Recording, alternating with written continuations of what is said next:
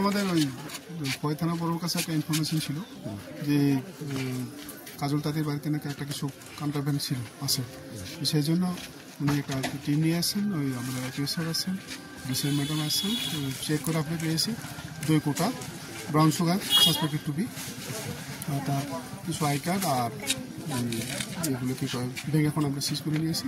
বাকির পরে ইনভেস্টিগেশন চলবে। স্যার কেউ ধরা হয়েছে না, এখন ধরা তাকে পাওয়া যায়নি, সেই বাইক